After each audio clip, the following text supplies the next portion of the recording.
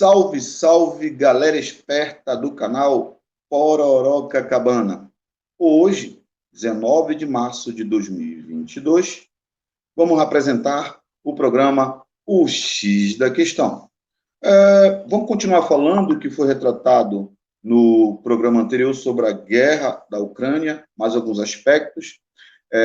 Falar, sim, das manifestações dos servidores públicos federais nessa situação de arroxo fiscal que vem acontecendo no país.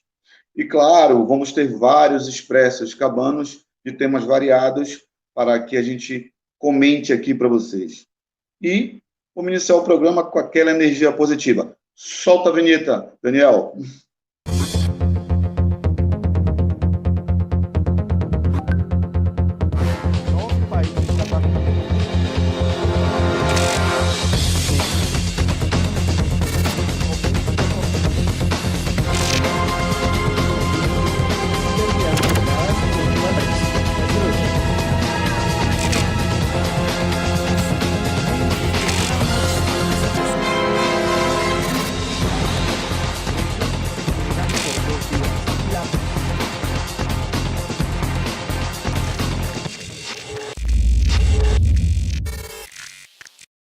Bom dia, moçada. Um agradecimento especial, né, a todos aqueles que acompanham o canal, moçada do Mocap, né, e muitos outros companheiros que fazem parceria conosco, ok?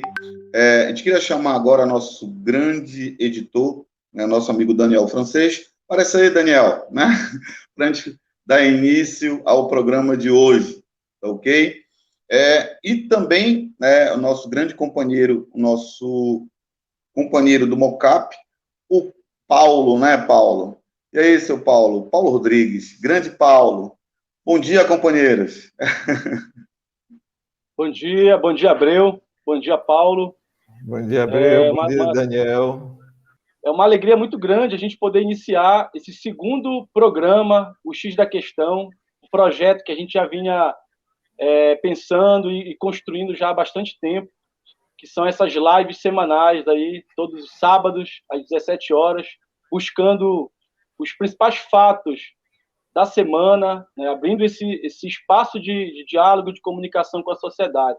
Já que a grande mídia, né, a mídia corporativa, ela acaba reproduzindo informações pasteurizadas, informações que representam interesses econômicos que pagam pelas notícias, né, que são veiculadas. Então, para a gente é uma alegria muito grande e fazer uma saudação a todos e todas do canal Pororocacabana, a todos que estão inscritos e aos que ainda não se inscreveram, que venham aqui fazer parte dessa comunidade que cresce a cada dia. Pois é. E aí, Paulo, como é que tá? Vamos fazer esse debate importantíssimo hoje, falando da repercussão da guerra da Ucrânia, e o que isso vai afetar, está afetando a economia do mundo, né, principalmente a brasileira, né, e gente morrendo, né? A gente pede pela paz.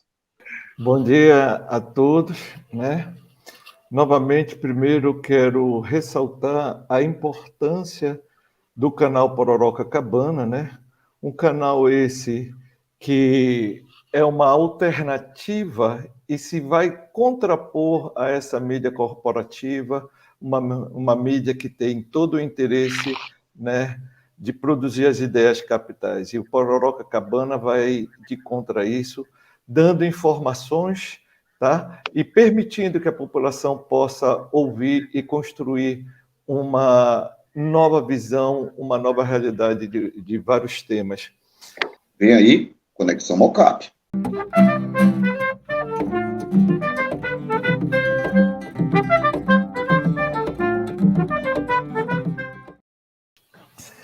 Então, Abreu, hoje você vê que nós estamos com uma grande crise mundial, né? E temos uma guerra aí entre a Rússia e a Ucrânia. Eu acho até que é entre a Rússia, a OTAN e os Estados Unidos, aonde o tabuleiro que está tendo essa guerra é na Ucrânia, né? Então, hoje nós vamos abordar de uma nova perspectiva, numa perspectiva em que as mídias hegemônicas, né, que são alimentadas pelo capital, né, não mostra para a população uma visão aonde a gente vai contextualizar, né, a origem dessas duas nações, a Rússia, a Ucrânia. Nós vamos contextualizar também como é que esses povos têm os seus direitos, né, de construir a sua visão de mundo, né? E também nós vamos tentar mostrar como é que o império, os imperialistas, utilizam a guerra para a sua dominação, esquecendo o povo, esquecendo a autodeterminação dos seus povos, né? O direito de cada um povo se constituir como nação, né? E para isso nós vamos trazer um grande companheiro nosso, historiador, né? E também editor do jornal A Verdade, Felipe Manzuato, né? Ele é um historiador do companheiro nosso do Rio de Janeiro e que vai fazer uma análise totalmente diferente do que hoje a grande mídia corporativa tenta passar para a gente, né? Onde não há um lado e outro para ser torcida de futebol, quem é que vai ganhar, quem está com razão. Mas nós vamos mostrar quais são as consequências, como é que esse povo, tá? E como é que o mundo vai ficar, tá? Depois de tudo isso. Então é isso, né? Eu agora, né, passo a palavra, né, para o nosso camarada Felipe. Boa noite a todos e todas aí que estão assistindo a Pororoca Cabano e também os companheiros do Mocap que me fizeram o convite. Me chamo Felipe Manzuato, sou professor de História formado pela UFRJ, faço parte do Diretório Municipal da Unidade Popular aqui do Rio de Janeiro e também da redação do site do Jornal Verdade.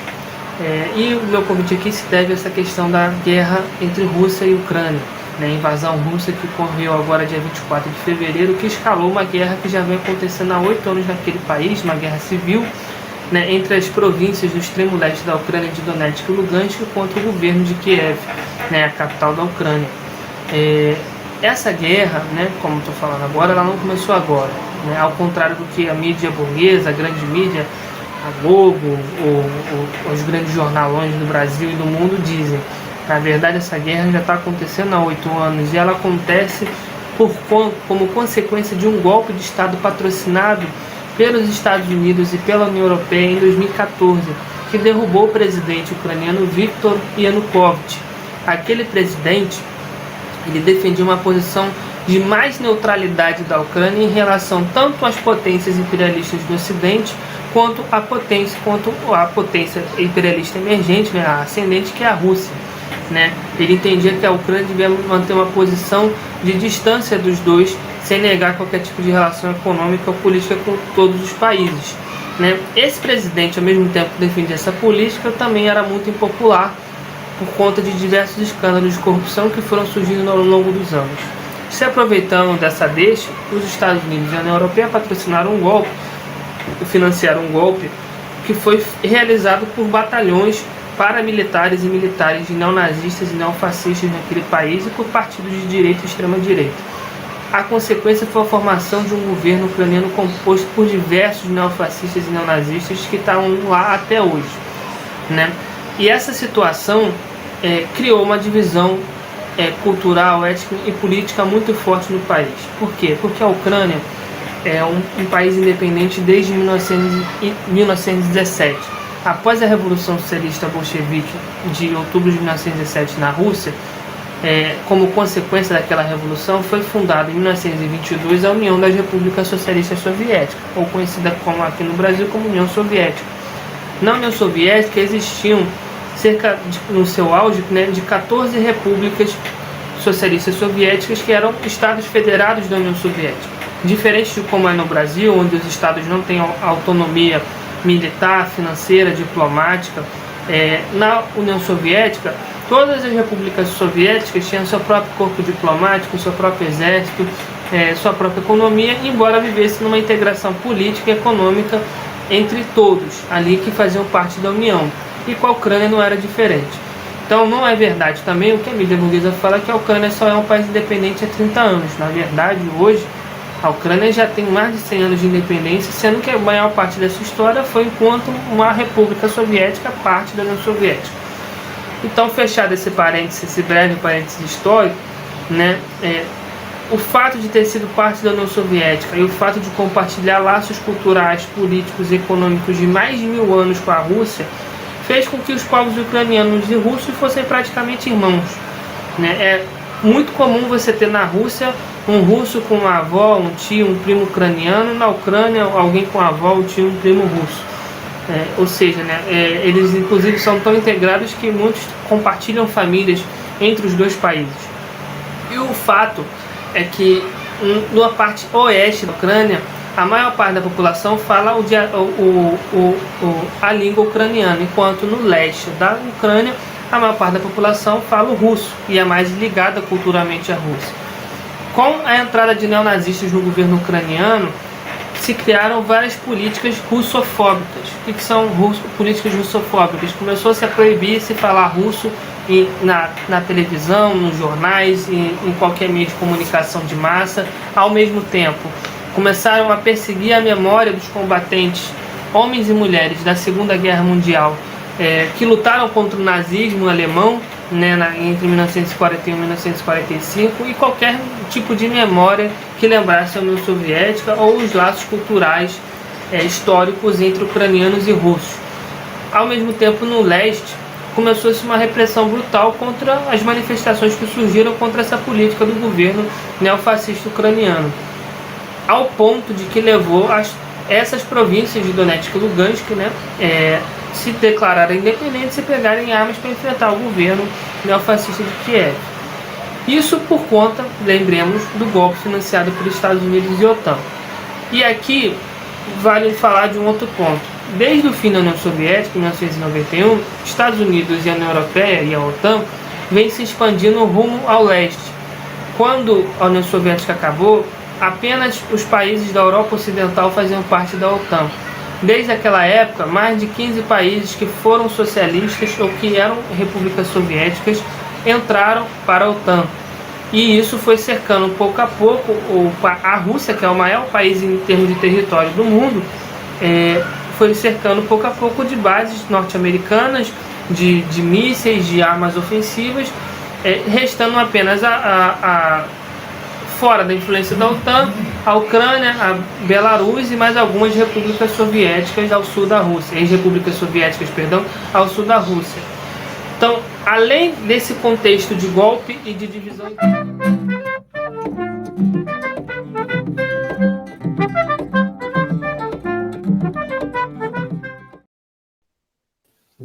Bem, é importante você ver, né? E é importante também ver até o final esse vídeo, né, que vai estar no canal Pororoca Cabana,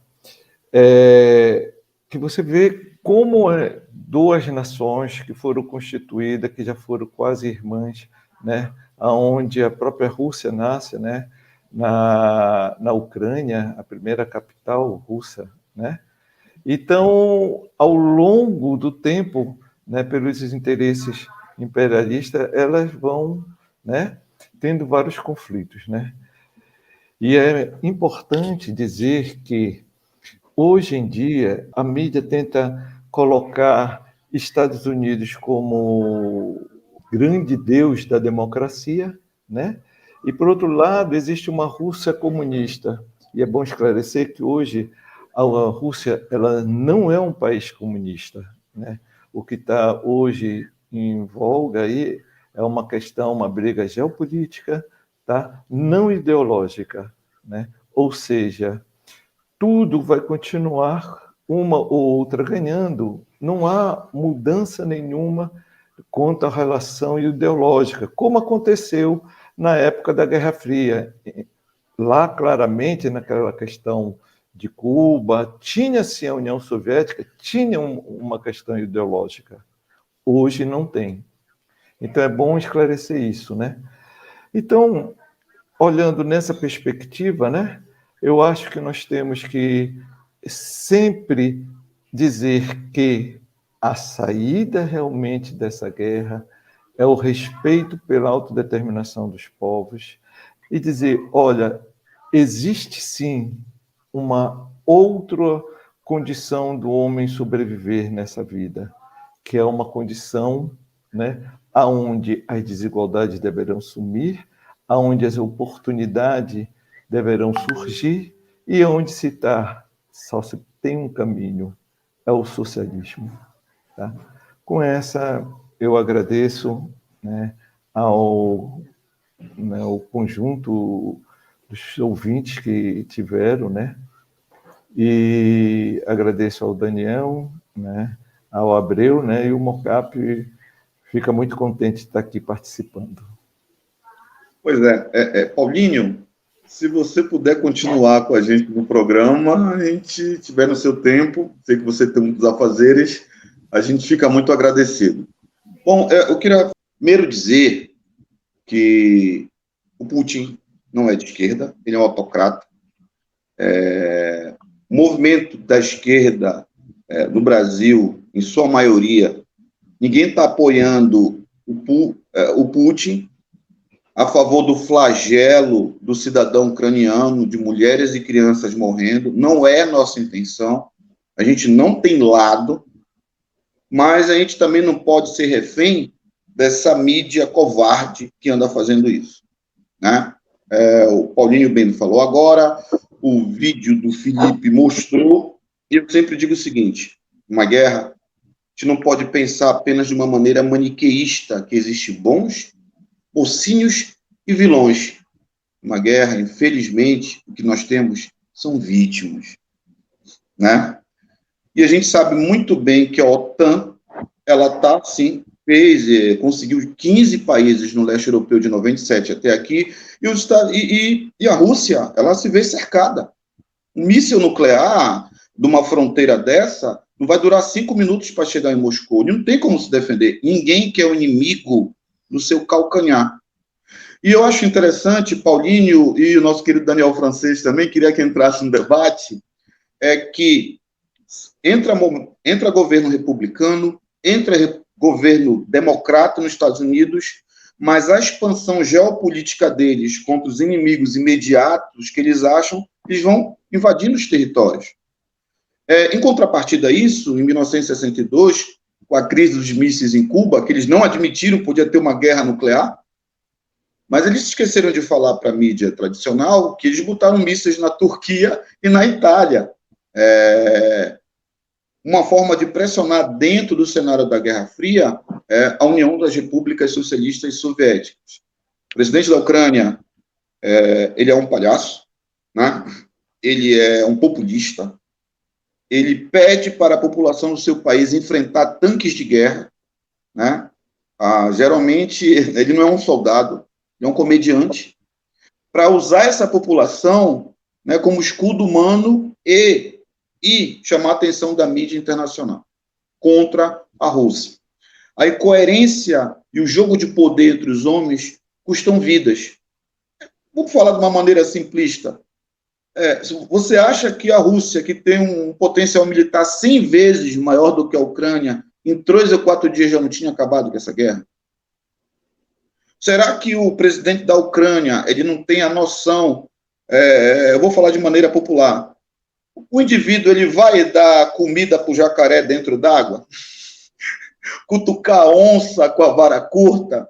Não. Ele está fazendo isso a mando dos Estados Unidos, a mando da OTAN, porque os americanos já veem a China como segunda maior economia do mundo no calcanhar deles. E vê a Rússia que, apesar do governo autocrata do Putin, né, ela teve um crescimento econômico e tem o poder de 6 mil ogivas nucleares. E aí, eles estão tentando minar os seus possíveis... Não é uma questão mais ideológica de socialismo e comunismo, é poder, economia. Eu queria pegar a opinião do meu amigo Daniel Francês, da repercussão, e do Paulinho também, dessa guerra para a economia brasileira. Você pode pontuar alguma coisa, Daniel? Bom, acho que o vídeo deixa muito claro os interesses geopolíticos, né, da maior potência capitalista hoje no mundo, que ainda é a maior potência, que são os Estados Unidos, frente ao interesse de uma potência emergente, que é a Rússia, que no seu passado sempre foi um império, né, desde o tempo dos czares, passando pela União Soviética, então sempre teve uma importância geopolítica de grande magnitude no mundo, e hoje a Rússia, depois da União Soviética, ela passou por um declínio econômico e militar também, só que com a ascensão do Putin, que é um autocrata, acho que bem pontuado aí no vídeo, pelo Abreu, pelo Paulinho, não tem nenhum compromisso com a democracia, né, com o governo progressista, ele mesmo é conservador, ele tem um alinhamento político na Europa com partidos de direita, de extrema-direita, então Putin, mas por outro lado, Putin ele traz, né, aquele ideal, né, russo da grandeza dos czaristas lá atrás, né, e o projeto dele é de transformar a Rússia de um país emergente para uma superpotência militar e geopolítica no mundo, né, e hoje essa guerra na Ucrânia ela representa exatamente o reerguimento, digamos assim, da militar da Rússia, né, e uma ruptura, né, da lógica de uma única potência, né, uma lógica de ter uma espécie de xerife do mundo, que são os Estados Unidos, uma lógica de um país só para uma lógica multipolar, onde nós vamos ter, isso está muito claro, nós vamos ter um bloco tendo à frente aí a Rússia do ponto de vista militar e a China do ponto de vista econômico, que em poucos anos a China já ultrapassará os Estados Unidos em PIB, e esse bloco vai fazer frente à soberania, né, norte-americana. E os americanos, é importante observar isso, eles retiraram tropas do Afeganistão, estão retirando tropas do Iraque, estão retirando tropas de várias partes do mundo e concentrando aonde? Na Europa. E concentrando também no Pacífico. Que é exatamente para refazer uma espécie de cinturão militar, né, em torno desse bloco formado ali pela China e pela Rússia. Então, do ponto de vista estratégico, é isso que representa essa guerra. Representa o avanço da OTAN amando, né, tendo aí os Estados Unidos na liderança, para as fronteiras da União Soviética, da Rússia, melhor dizendo. E a Rússia reagiu, né, reagiu de forma contundente, ela reagiu militarmente. Os americanos são expert em sabotagem, né, dos países do mundo. Né? Os americanos, quando não tem um alinhamento integral dos países, eles fazem a chamada guerra híbrida, eles derrubam presidentes, eles fomentam guerras internas, né? Quando não, eles manipulam e atacam, inclusive militarmente, quando essas estratégias, digamos assim, mais suave, né, de intervenção, quando essa estratégia não dá certo, eles vão e atacam os países do mundo. No Brasil aconteceu isso em 2016 com um golpe contra a presidente Dilma, que representou ali um aparelhamento do judiciário, né, tendo aí setores, né, do Ministério Público e da Justiça brasileira alinhados aos interesses norte-americanos, que interviram diretamente no processo eleitoral, né, tirando Lula, prendendo Lula e tirando ele do processo eleitoral e derrubando a ex-presidente Dilma. Então, acho que a análise é essa, Abreu e Paulinho, e o impacto é direto na economia mundial, inclusive, né? Quer dizer, eles fazem guerra de forma irresponsável. Hoje a gente vê os preços subindo, principalmente do petróleo, do gás, né? Onde o brasileiro hoje cada vez mais penalizado por isso, mas não só pela guerra, mas por uma política desastrada aí do governo Bolsonaro, e também o aumento dos insumos, né, agrícolas fundamentais aí para a manutenção de uma produção e contenção dos preços, né? Então, sobe os insumos, aumenta, obviamente, os preços dos gêneros alimentícios, né? Entre eles, os nossos produtos que estão na mesa do brasileiro no dia a dia. De vez em quando vai rolar aqui, porque a gente perde no tempo nas falas, umas plaquinhas para a gente avisar nossos convidados, quando passar uns 4, 5 minutos, e a gente vai botar uma plaquinha assim para concluir o assunto. quando faltar um minuto também.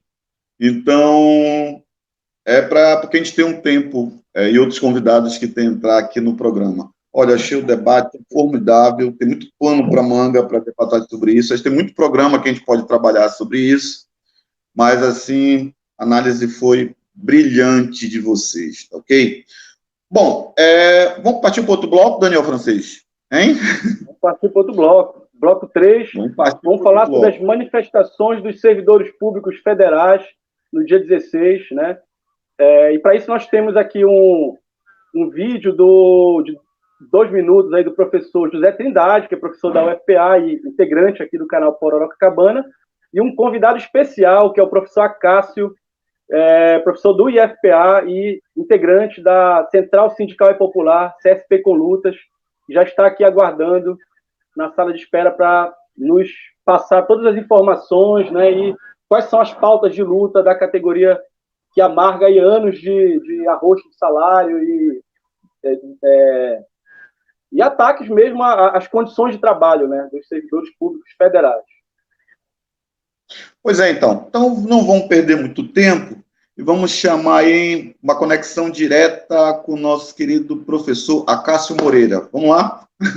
Esperar o professor Acácio guardar sua presença. Bom, já estou aí na área. Bom dia aí.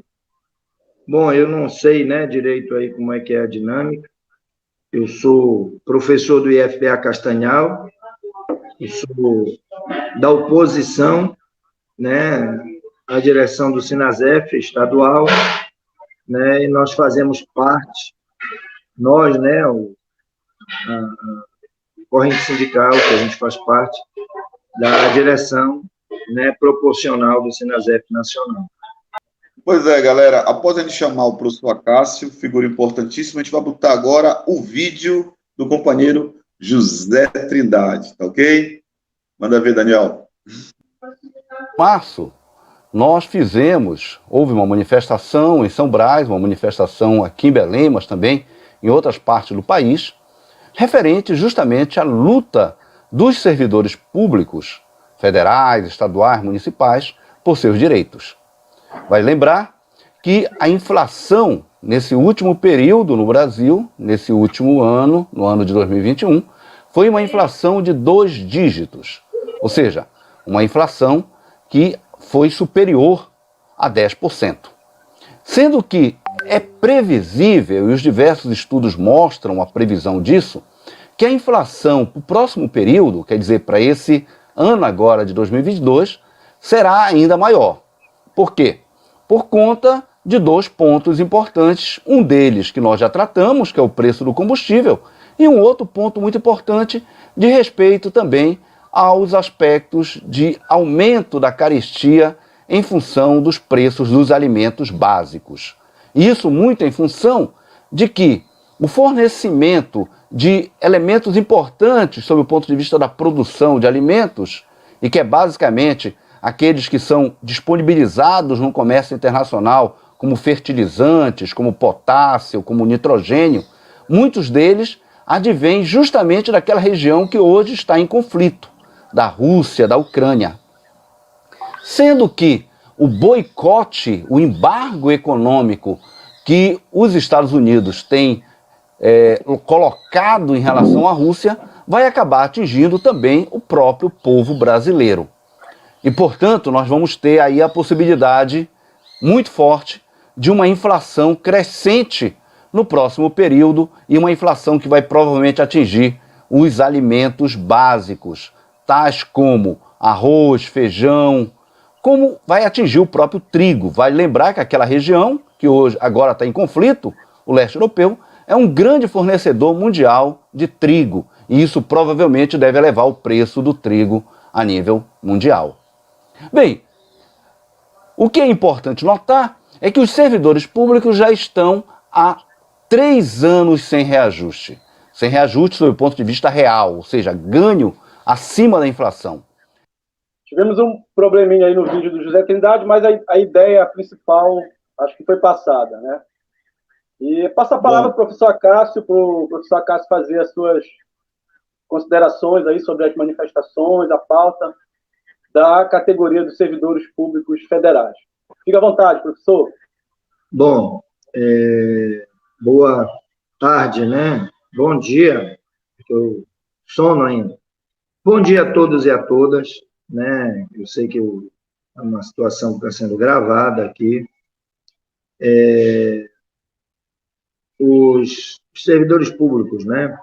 Federais, estaduais e municipais, eles têm, na verdade, participado de lutas, né, importantes, eles têm se organizado, né, não só a nível federal, mas a nível estadual e a nível municipal. Né? Então, além, né, como mostrou o vídeo anteriormente, além de a gente não ter a recomposição salarial, nós tivemos, na verdade, com a reforma da Previdência, o aumento, né, da nossa contribuição de 11% para 14%. Então, isso, além da gente não ter uma recomposição salarial, a gente teve uma redução salarial, né, porque diminuiu, na verdade, foi confiscado mais 3% do nosso salário. Só para a gente entender, um professor do Instituto Federal do Pará, que no caso é o meu caso, eu sou professor Acácio, sou engenheiro agrônomo e sou professor do Instituto Federal do Pará, do campus Castanhal. De cara, o nosso salário, nós ganhamos um montante, e desse montante é retido na fonte, ou seja, retido no contra-cheque, 27,5% de imposto de renda e é retido 14% do INSS. Então, de cara, é confiscado do nosso salário 41,5% do nosso salário.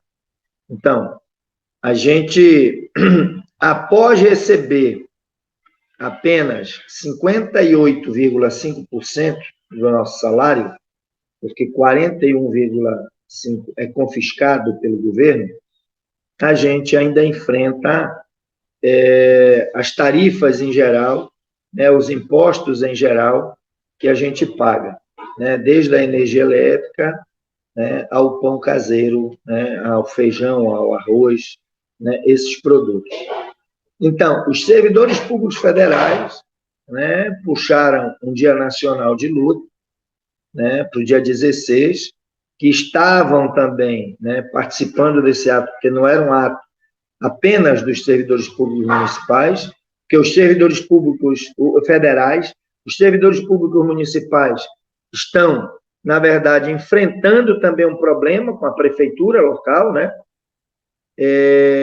que é o piso, o pagamento do piso nacional, né, dos professores. Né? Então, a prefeitura municipal, ela não, né, está se propondo a pagar o piso salarial dos professores, ela está propondo pagar em 3 anos, né, o piso nacional dos professores, e há, na verdade, logicamente e corretamente, uma luta coerente, né, contra essa política do governo municipal.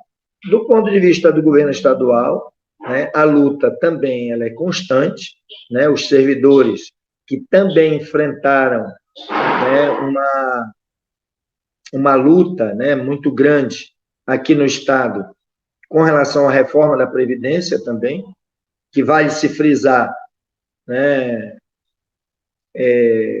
os 3 deputados estaduais do PT votaram a favor da reforma da Previdência do Helder Barbalho, né, e a nível nacional, né, o governo Bolsonaro, que além, né, de ter feito a reforma da Previdência, ele tem feito um ataque visceral, né, aos servidores públicos federais, ele tem feito um ataque visceral às instituições como o IBAMA, como o ICMBio, os institutos federais, as universidades, tem feito de maneira dupla, né, com a questão do ataque à situação salarial, né, desses servidores, mas o governo Bolsonaro ele tem, na verdade, também, né, feito, né, uma destruição muito permanente dos serviços, né, com o corte, na verdade, de salário, o corte no orçamento dessas instituições, que, paralelamente, né, tem destinado mais recursos, né, para o Ministério da Defesa, para outros ministérios, e não para o Ministério, por exemplo, da Saúde, para o Ministério da Educação. Então, houveram as manifestações locais e nacional do dia 16, agora de março, e, concretamente, hoje, existe o FONSENASEF, que é um agrupamento, né, de sindicatos que representam, né, os servidores públicos federais, e se tirou, né, uma nova data, né, nacional, que é, na verdade, o Ocupa Brasília, né, que é no dia 30 de março agora. Então, no dia 30 de março, vão ver caravanas, né, do Brasil inteiro para fazer, na verdade, um ato muito forte em Brasília, né, nesse sentido de pressionar o governo com relação aos cortes dos recursos do Ministério da Saúde e da Educação e também, né, com relação a essa discussão aí do aumento salarial. Então, inicialmente, né, a gente tinha aí mais ou menos uns 4 minutos, nós estamos nos prendendo aí nesses 4 minutos e depois a gente pode estar falando alguma coisa, respondendo aí alguma questão. Obrigado. Eu não estou ouvindo o Abreu. Eu acho que o coisa está desligado. Pô, beleza, a gente estava treinando aqui a plaquinha de novo. Professor Cássio, importantíssima a sua fala do que vem acontecendo com o funcionário público, né? Cada vez mais o salário inflacionado, diminuição do poder de compra e a economia do país afundando cada vez mais e o arroz fiscal cada vez maior em cima do funcionário público. A gente queria ter a oportunidade de abrir para algumas perguntas aqui para os nossos companheiros. E aí eu vou começar aqui com o Paulinho, que ele quis continuar com a gente agradece.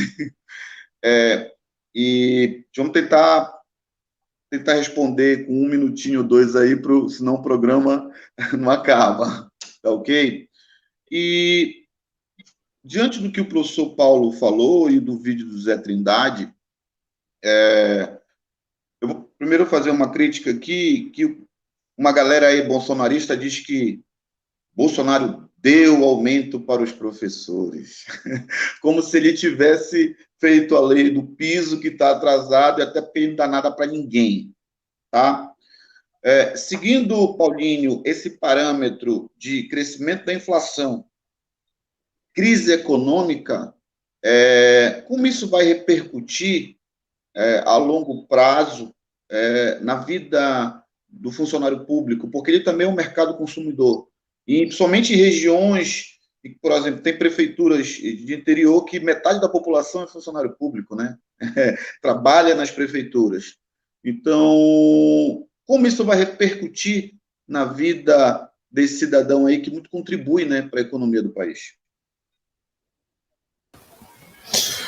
Bem, no meu entender, né, eu acho que nós estamos passando pelo desmonte do Estado, né? Esse é o papel fundamental que o governo Bolsonaro está fazendo, né? Então, criando um Estado menor, né? Então, fazendo que os nossos trabalhadores tenhamos perdas salariais muito grandes, né?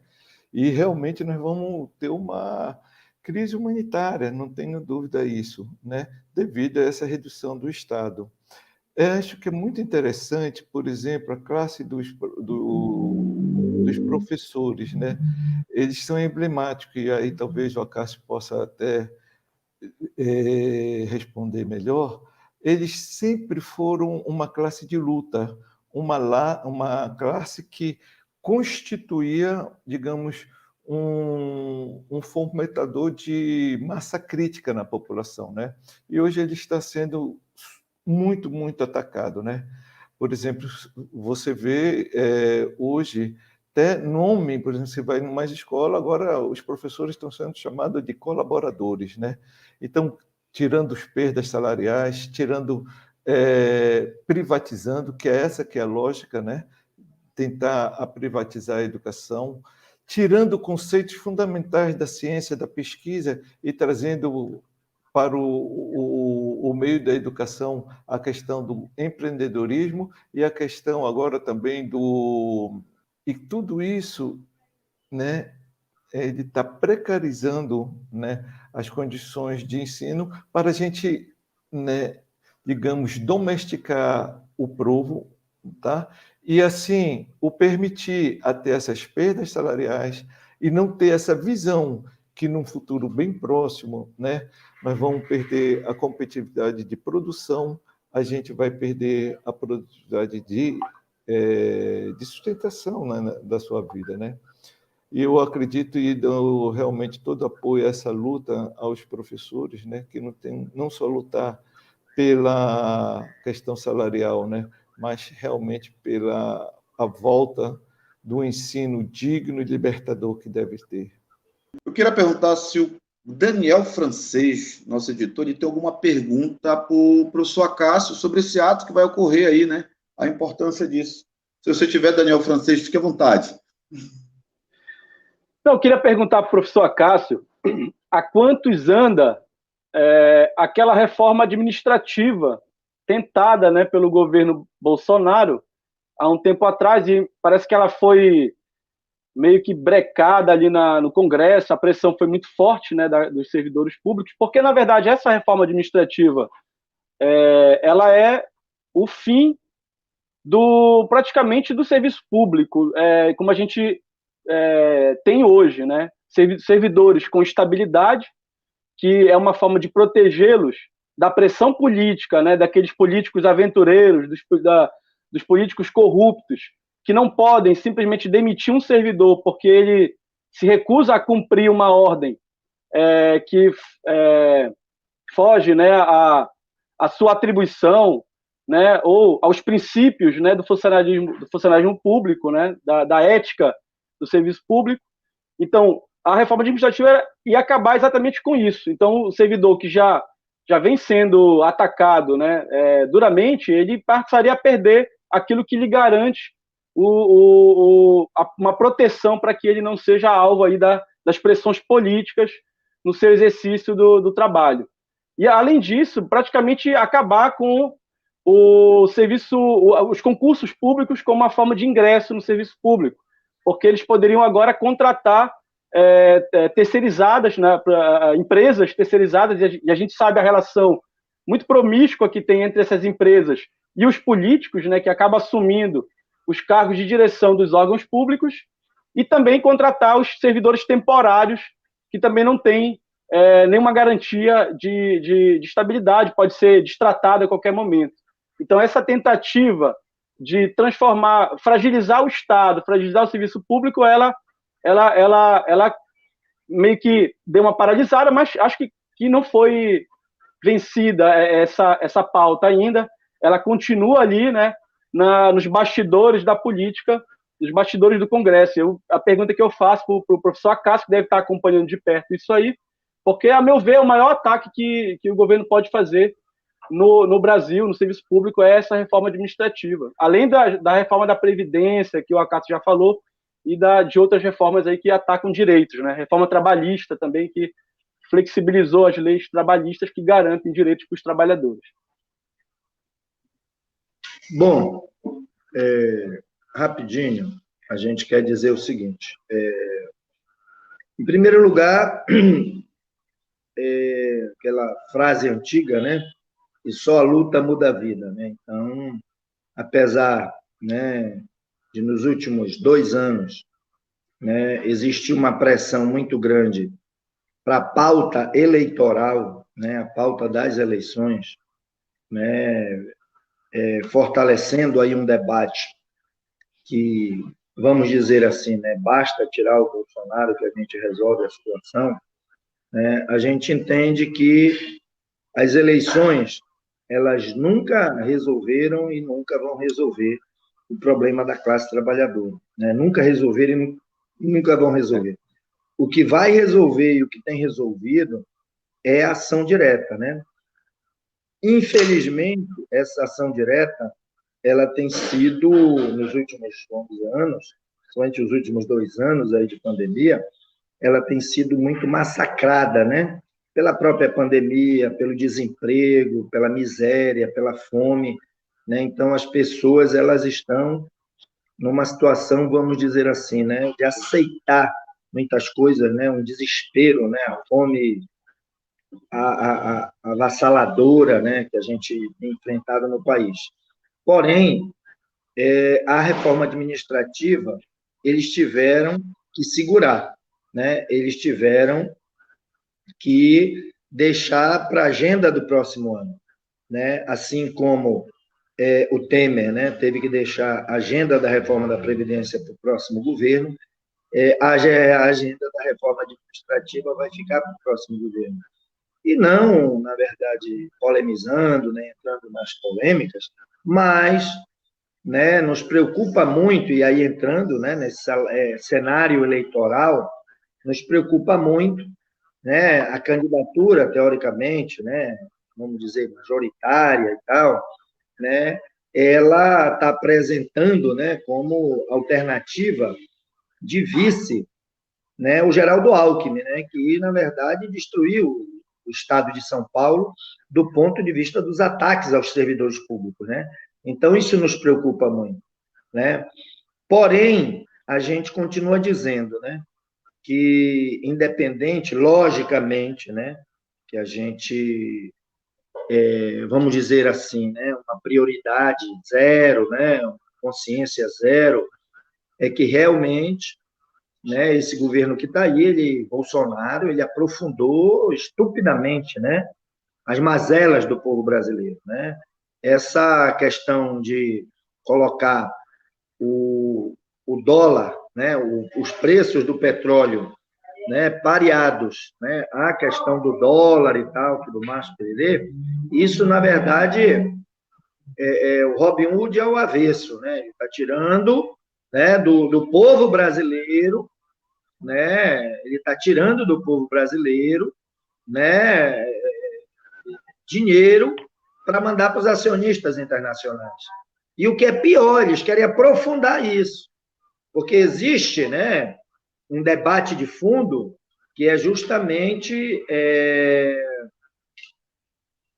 acabar, por exemplo, diminuir, aí o problema é o ICMS. E aí o dinheiro do ICMS é o dinheiro que vai para a educação, que vai para a saúde, que vai para essas coisas, o dinheiro do ICMS. E o que o governo federal, o governo Bolsonaro quer fazer, na verdade, com esse discurso de atacar os estados e tal, tudo mais, é justamente diminuir o ICMS, os preços dos combustíveis continuar aumentando, porque houve aí uma trégua de 4 meses de congelamento do ICMS, mas os combustíveis continuaram aumentando, né? E é justamente isso, tirar o dinheiro do ICMS e continuar mandando para os investidores internacionais.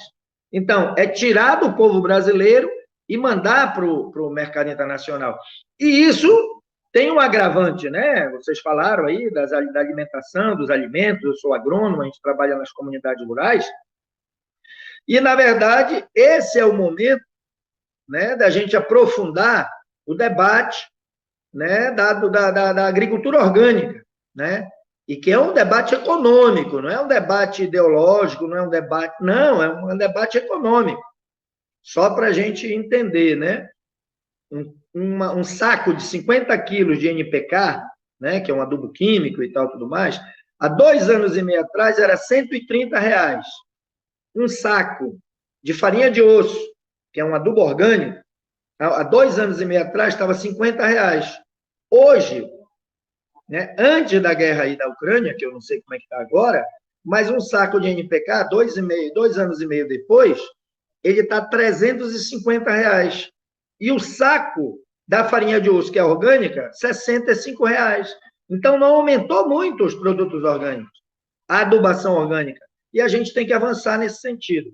Eu não vou me prolongar, porque eu estou acompanhando aqui o negócio do tempo, mas são coisas que se misturam, são coisas que estão combinados, né? Que o cara diz, né? Desenvolvimento desigual e combinado. Então, é uma política, na verdade, por conta das últimas décadas, cada vez mais o aprofundamento da crise do capitalismo, e eles têm que tirar, né, dos trabalhadores, não só do Brasil, mas a nível mundial, o dinheiro para manter os ricos mais ricos. Não é à toa que na pandemia, né, os ricos ficaram mais ricos, né? Ou seja, o número de bilionários no mundo cresceu. E só para a gente fechar, é tão hipócrita, né, a imprensa burguesa, que logo no início da guerra da Ucrânia, a Rede Globo, né, dizia que 300 bilionários da Ucrânia detinham o dinheiro de toda a população. Era maior, a riqueza deles era maior do que toda a população. E no Brasil, 90 bilionários têm mais dinheiro do que o restante, os 220 milhões de habitantes. E dentro desses 90 bilionários, estão 3 filhos do Roberto Marinho. Ou seja, os 3 filhos do Roberto Marinho, ligados à Rede Globo, que os bolsonaristas dizem, a Globo acabou, a Globo está falida. Os 3 filhos do Roberto Marinho estão entre os 90 bilionários que avançaram suas fortunas, que cresceram na pandemia. Então, ou a gente compreende que essas lutas elas são pontuais, são estratégicas, né, para que algum dia a gente possa vir a derrubar o sistema capitalista, que é um outro debate, né, ou a gente, né, na verdade, vai sucumbir. Então, é isso, mais ou menos, né?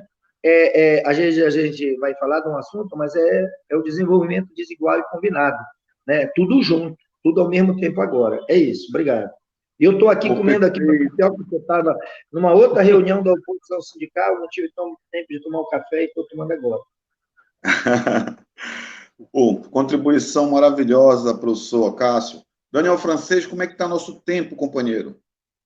Então, acho que o bloco já encerrou agora. A companheira Gilce já está, Cássio, Paulinho e Abreu, ela está diretamente de uma manifestação das mulheres no bairro do Tenoné contra o feminicídio. Nós vamos transmitir agora na live. Tem um número muito grande de mulheres lá, eu estou vendo aqui nas imagens, já vai colocar na tela. E, professor, agradecer demais a sua participação. Eu acho que já fica o convite para a gente fazer um debate sobre essa discussão da agricultura orgânica no Brasil, né, dessa perspectiva não só ambiental, mas também econômica, né, para o agricultor familiar, ou seja, nos libertar dessa dependência desses insumos, que 85% dos adubos químicos são elaborados por materiais, minerais que vêm de fora do Brasil. Então, existe a possibilidade de fazendo essa transição do produto usando esse tipo de agroquímico, né, e substituindo por material orgânico, mas fica o convite aqui para o professor Cássio, que é um grande especialista nessa área do orgânico, professor de agronomia. Lembro que desde o tempo da universidade o Cássio já pautava a discussão da agroecologia na universidade, e vai ser muito legal a gente poder tratar isso aqui no canal Pororocacabana. E fica aí o espaço aberto, a hora que quiser pautar alguma coisa, fica o nosso convite, né, e todo o nosso apoio aí para as lutas dos professores também, dos servidores públicos.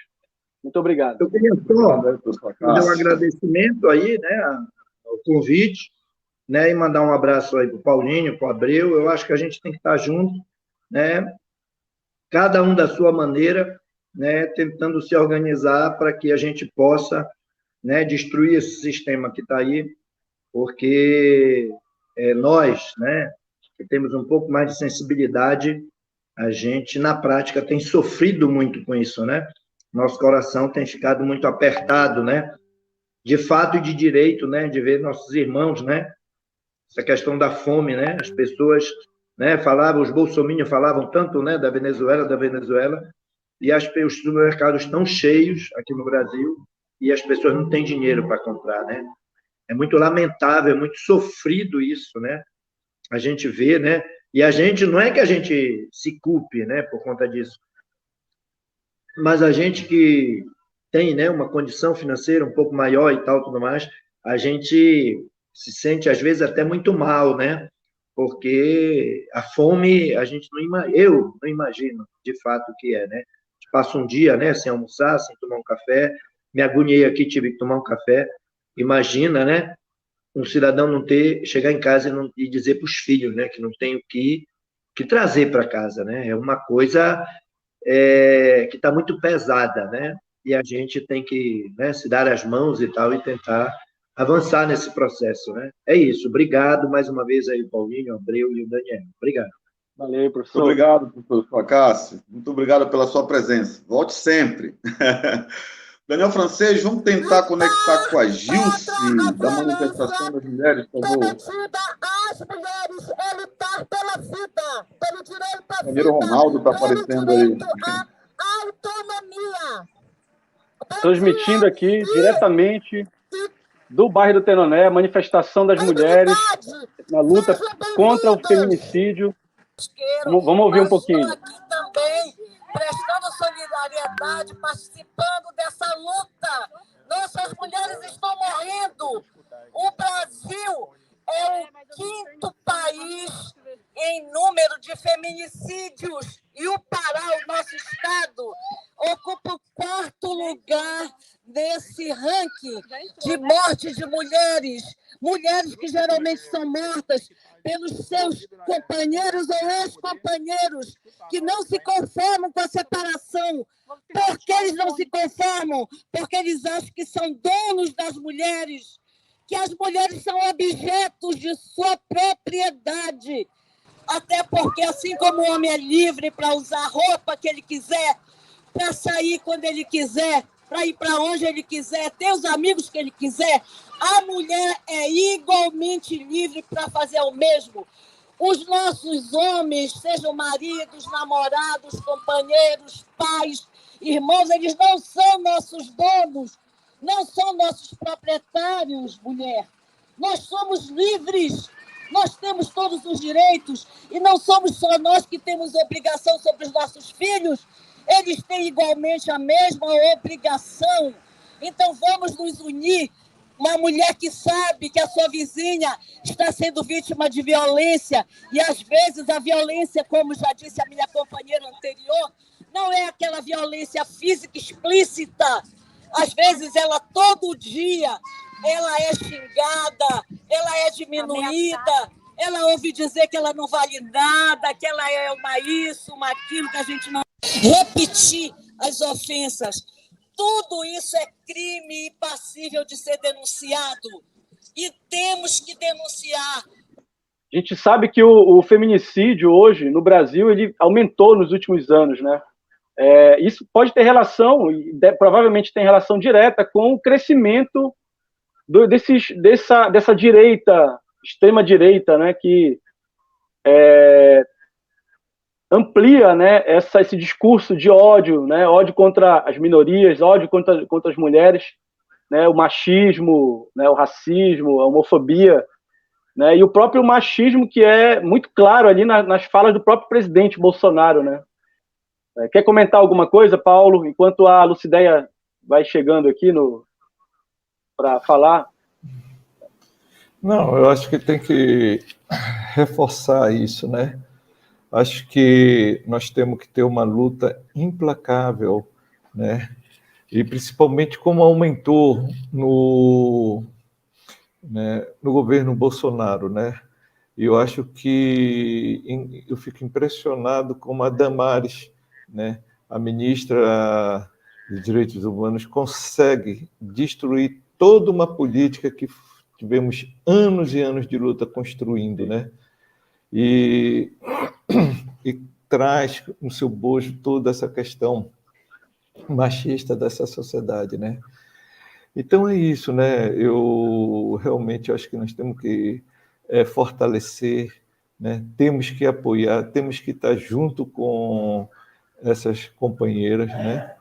Que elas têm um papel muito importante no processo revolucionário, né?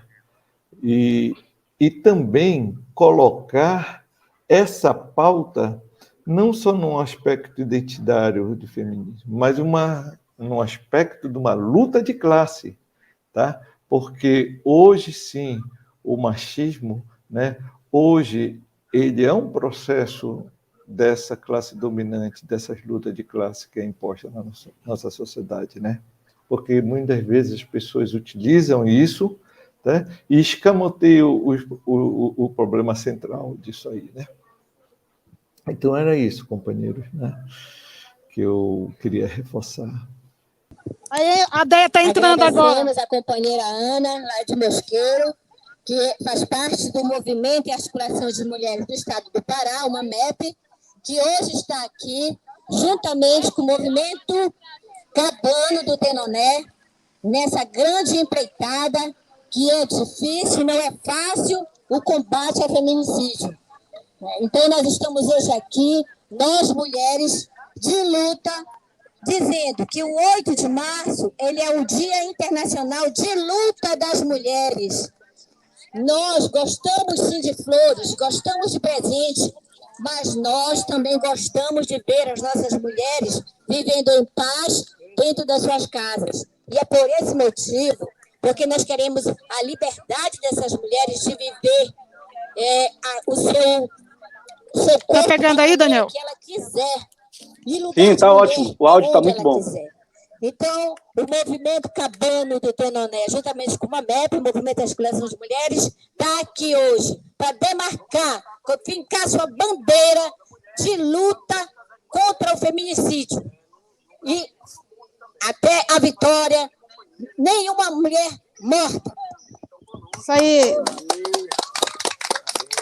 Estamos aqui diretamente fazendo a transmissão do ato das mulheres contra o feminicídio aqui no bairro do Tenoné, uma parceria entre uma MEP, Movimento de Mulheres do Pará, com o Movimento Cabano do Tenoné. Gilce está fazendo a transmissão aí ao vivo. E, Gilce, corre lá com a companheira Lucideia, que é uma das coordenadoras do MAMEP, para que ela dê uma palavrinha aqui ao vivo para o canal Pororoca Cabana. E nós vamos nos despedindo aqui do companheiro Paulo, que vai ter um compromisso agora, né, Paulo? Cabana aí ao vivo. Vamos ouvir a companheira Lucideia agora. Fala aí, direto com ela, Daniel. Isso. Lucideia, Daniel. Sim. Minha companheira, parabéns pelo ato, né, um ato vitorioso, uma grande presença das mulheres aí do bairro, aqui da região, do Coqueiro, do Tenoné, da região. Um ato belíssimo. Eu quero só que você fale um pouquinho para a gente como foi a construção desse ato, né? Fale um pouquinho do MAMEP de forma bem breve. E tem um dado que a cada 6 horas e meia uma mulher é vítima de feminicídio. Ela é assassinada pelo simples fato de ser mulher, né? Ser mulher. Então, exato. Então, quero que a companheira fale aqui. A gente está ao vivo aqui no canal Pororoca Cabana, na live O X da Questão. Olha, a gente quer primeiro agradecer a oportunidade de estar sendo... O nosso ato está sendo acompanhado pelo canal Pororoca Cabano, e agradecendo ao Daniel por essa oportunidade de estar... de nós termos esses ouvintes, né, e esses telespectadores do canal, para que nós possamos ampliar nossa campanha, que apenas se inicia neste momento. O MAMEP é o Movimento e Articulação de Mulheres do Estado do Pará, e ele tem como bandeira de luta, né, a campanha que está lançando hoje no bairro do Tenoné, junto com o Movimento Cabano do Tenoné. Então, vamos estar em outros momentos, em outros locais, fazendo também, demarcando a nossa campanha. O Pororoca Cabana é um canal, né, livre, e a gente só tem a agradecer a você, viu, Daniel, por essa oportunidade, ao Pororoca Cabana. E assim, vamos continuar nessa campanha e pedimos o apoio dos seus ouvintes, dos seus telespectadores, tá? Então, tudo de bom aí para o canal, muita audiência, tá? Que a gente possa diminuir sensivelmente o índice de feminicídio no nosso estado e no nosso bairro do Tenoné, que as mulheres têm sofrido muito, têm sido muito vítimas de feminicídio aqui no bairro do Tenoné, né? Então, a gente só tem a agradecer. Vamos ouvir agora a Sônia, né, que é uma indígena, né? Ela mora na cidade, mas ela é indígena e está fazendo um belíssimo trabalho. Ela vai falar desse trabalho agora, tá bom? Muito bom, Lucélia, muito obrigado. Vamos ouvir a Sônia, Abreu, e aí a gente depois, Ele está falando com se você. precisar, faz a edição, tá? Está ao vivo. Beleza, a gente passa para outro bloco. Estão ao vivo. Olá. Olá. Fala. Boa tarde. Tarde, bom dia. Dá para ouvir? Bem, em primeiro lugar, eu agradeço a oportunidade, né, o convite da nossa amiga Deia. Só uma colocação aqui, eu sou afro-indígena, né? Sou descendente de negros e indígenas, como a maioria da nossa população brasileira. Então, nesse momento, nós estamos aqui presentes e muito feliz por ter sido convidada, né, para estar presente, para que a nossa visibilidade como mulher indígena seja expandida, né? Nós estamos precisando muito de visibilidade num momento delicado em que nós estamos aí numa ATL, né, fazendo todos os movimentos possíveis para tentar frear toda essa questão de violência, né, e de racismo ambiental contra os territórios indígenas e pela nossa própria sobrevivência, não só do povo indígena, mas do povo em geral, né? Porque nós sabemos que todo impacto ambiental, ele simplesmente prejudica todas as pessoas, não é só A, nem só B, nem só C, né? Nós somos o principal produto da natureza, somos os seres humanos, mas, infelizmente, somos os seres que, na cadeia animal, somos chamados de irracionais, mas somos o único animal autodestrutivo. Nós destruímos o nosso próprio ambiente, o nosso meio de vivência, o ar que a gente respira, a água que a gente bebe, né? Entope os lagos que a gente precisa para comer os peixes e os lençóis freáticos, enfim, né? Então, eu acredito que essa racionalidade ela teria que ser contestada, porque nós não vemos nas outras cadeias animais a autodestruição, e sim a questão da seleção natural, né? Então, dessa forma, o que acontece? Nós estamos aqui para somar nessa luta, né, a respeito da questão da violência contra as mulheres, né? A violência contra as mulheres, ela é uma violência física, psicológica, né? Uma violência contra a agressão corporal e contra a agressão do direito, né? Porque todas as mulheres, elas têm os mesmos direitos que os homens. Não temos como medir força com os homens, não temos como medir forças? Sim. Acontece que existe uma questão de força estrutural e força psicológica. Uma mulher, ela é capaz de ter uma organização psicológica muito além do que o homem tem. Por quê? Porque nós conseguimos abranger várias coisas ao mesmo tempo, né? Nós conseguimos fazer um apanhado de várias coisas que acontecem ao nosso redor durante fração de segundos ou minutos. Então, Então, a gente acabou de assistir aí um pouco da manifestação das mulheres contra o feminicídio lá no bairro do Tenoné, né?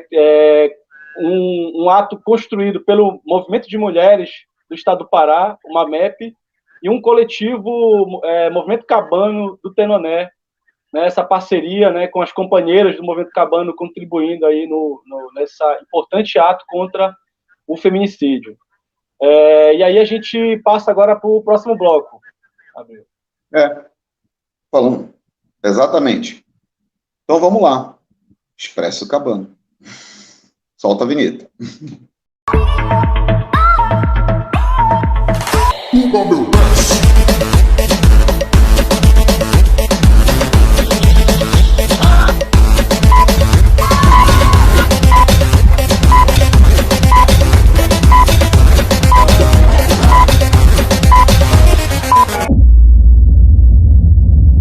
Pois é, né, Daniel? A gente vai ter um Expresso Cabano aqui, professor José Trindade. Hoje ele não está fazendo parte da mesa, que ele teve alguns compromissos, né? Mas ele vai mandar aí um expresso falando da volta das aulas aí, né, presenciais nas universidades federais. Vamos tocar esse expresso aí do professor Daniel Francês. Vamos lá. Retorno das universidades federais, das universidades públicas, ao ensino presencial. Isso é fundamental por conta do quê? Por conta de que, desde março de 2020, em função da pandemia do Covid-19, as universidades elas passaram a funcionar sob a forma do chamado ensino remoto.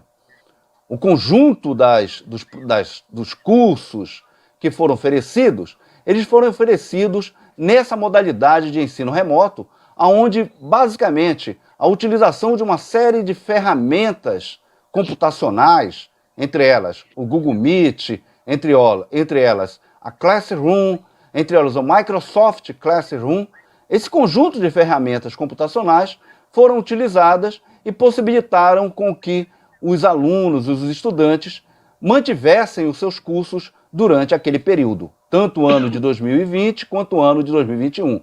Como também foi um conjunto de atividades do tipo lives que foram desenvolvidas por professores, por pesquisadores das universidades e que mantiveram as universidades funcionando durante esse período, aliado também a um certo funcionamento, também na forma remota, do setor administrativo das universidades.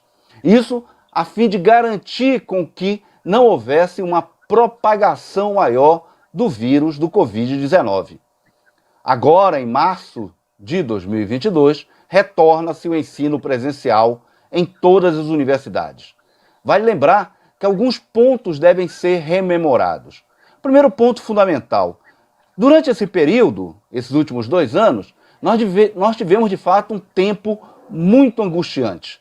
Foi um tempo onde cerca de quase 650 mil brasileiros foram mortos em função dessa doença. Uma doença que se propagou em grande medida pela completa ineptência do atual governo. Um governo que acabou apostando no processo de transformar a doença em algo que pudesse ser propagado em todas as faixas da sociedade e que não houvesse, inclusive, acesso à vacinação. Vale lembrar que a vacina ela só foi possível após uma ampla pressão da sociedade durante o ano de 2021. Então é isso aí, o expresso do José sobre o retorno das aulas presenciais. Esse vídeo ele está cortado, mas a gente vai postar ele lá no canal, o vídeo completo também, né? E a gente pode passar para o próximo expresso. Com certeza, né? Que bom, né? Que a galera está voltando a assistir aula nas universidades de maneira presencial, contato humano, né? Com os docentes. É importantíssimo aí para os nossos futuros cientistas e profissionais, né? Vamos lá. A gente vai ter agora um expresso do nosso companheiro Daniel Francês, que fala, sim, sobre eleições presidenciais na Colômbia, né? Então, as eleições presidenciais na Colômbia, elas estão em curso.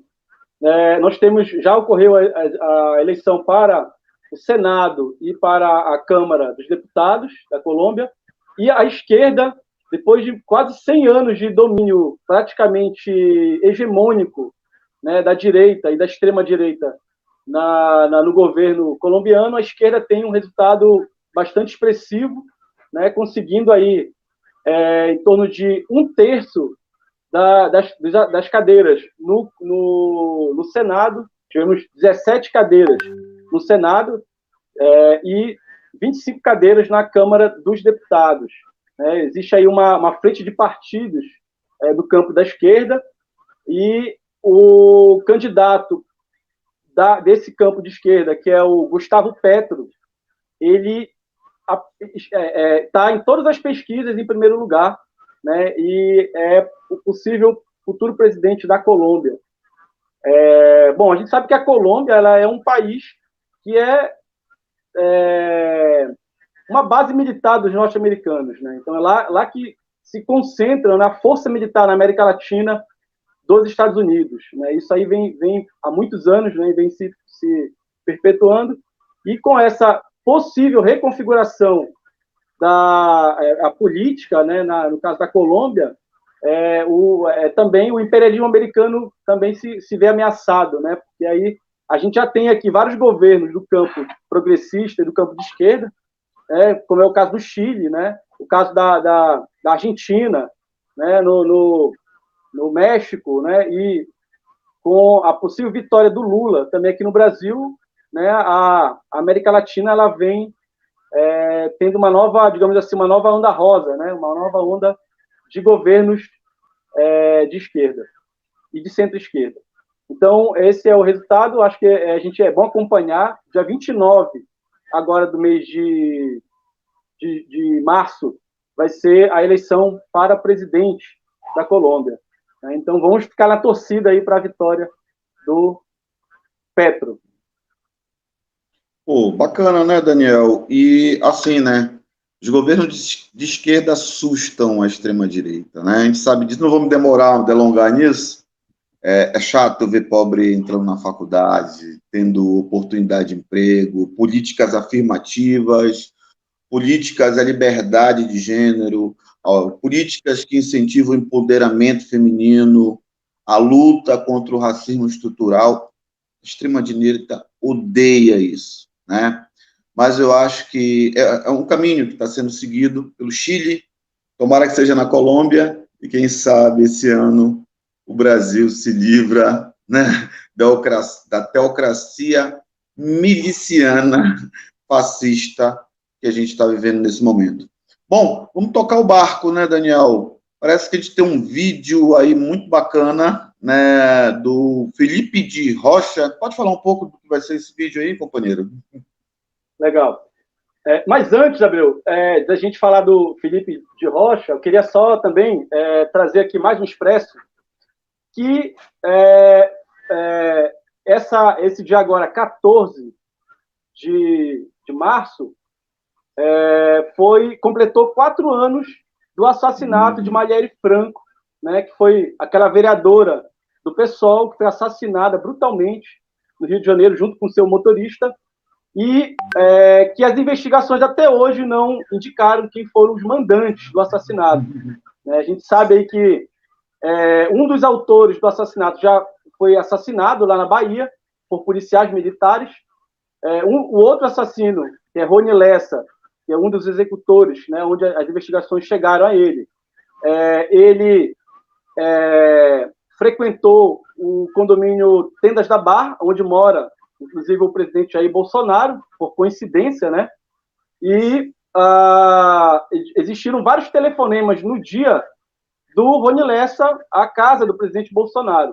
Essas informações foram desprezadas, né, pelas investigações. O que é interessante notar é que, à época, o governo do Rio de Janeiro estava sob uma intervenção militar ali das Forças Armadas, né?